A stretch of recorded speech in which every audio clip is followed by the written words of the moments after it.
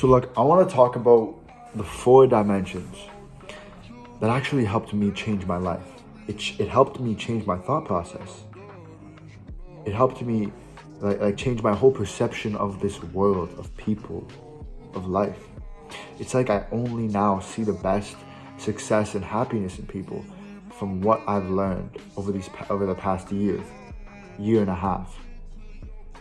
Number 1 is your physical self. People like to work out, but they don't like to work out a lot.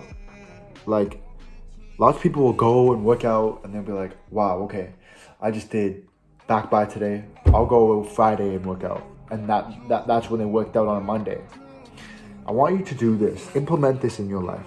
Go 5 times a week by yourself, not with people. By yourself, you and your headphones.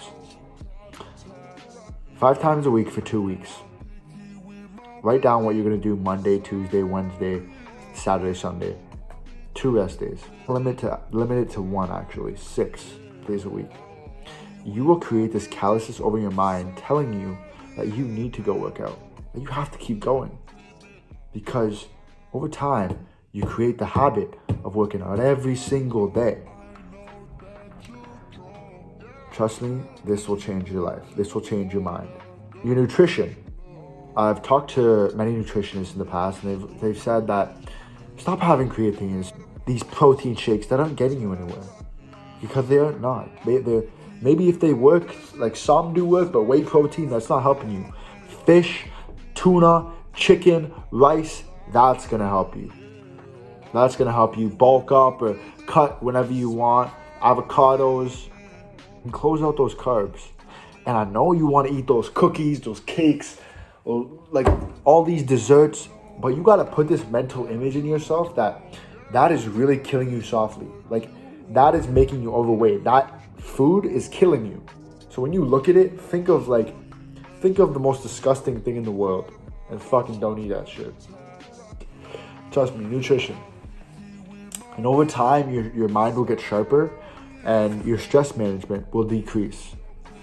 And when you go work out, work on your cardio, because that'll also help you with your stress. Second is your mental self. So about 8-9 months ago, I started reading.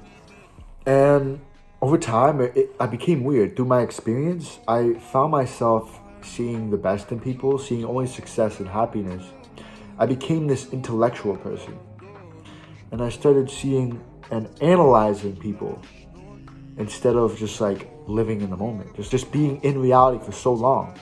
And it gave me this out of touch reality, this focus that when I was reading on the book, I implemented it into my life and it really worked. Like it's like, wow, you analyze people differently, you seek to understand people, and it makes you into just a better person, a more authentic person.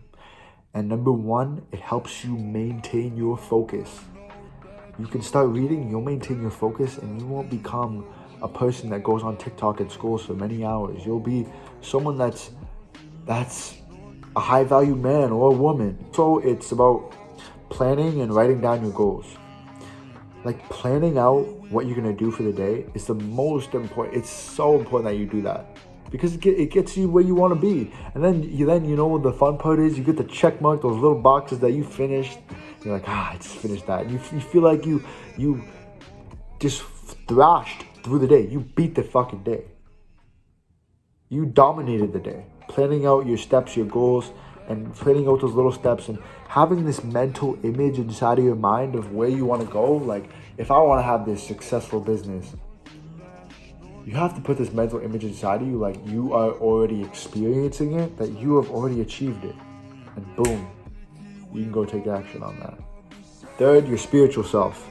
It's very crucial that you value yourself, that you value your clarification, your commitment, and your life, your skills.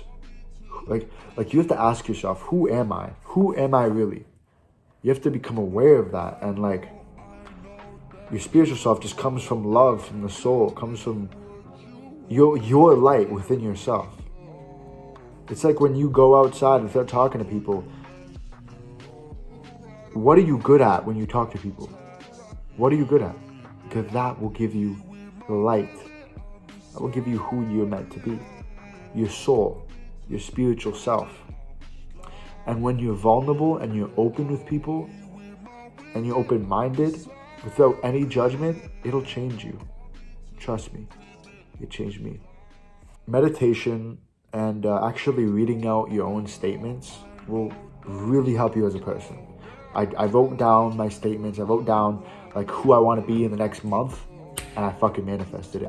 It happened because I visualized and I reprogrammed my subconscious mind, which is over here, to create my own script. And as I've been saying, that most people haven't created their own script in life. They are following these programs like school, like work, with people. They're following all these same programs that have been given to them since birth. And even since they've been in their teen years. And now they're 50-year-olds just following the programs, haven't created their own scripts in their own life, their own routines. Lastly is your social self and your emotional self. Giving your best service and openly seeking to understand people will help you maintain better conversations. They'll help you as a person in general. They'll make you more authentic. You'll become an intellectual. You'll become like a person that is able to talk with this emotional intelligence. And remember that your emotional intelligence comes from having a callousness over your mind. So it basically comes from working out. So working on your physical self and then creating this mental callousness over your mind where you are then able to speak with people, but then to have this emotional intelligence when speaking with people. And it's about having this like intrinsic security in yourself, having this security, understanding that you are a valuable person. You through the screen are a valuable person. You have the skills, the values of a high valuable woman or man, and you can do whatever you desire.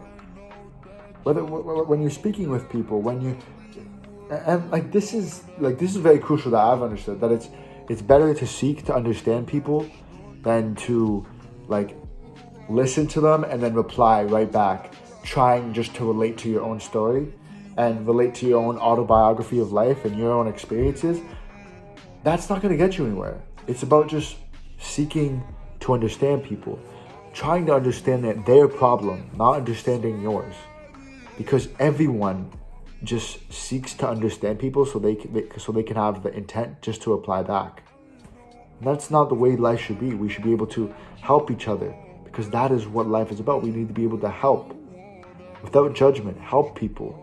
Emotional intelligence comes from having an open mind and having like a sense of empathy and vulnerability within people.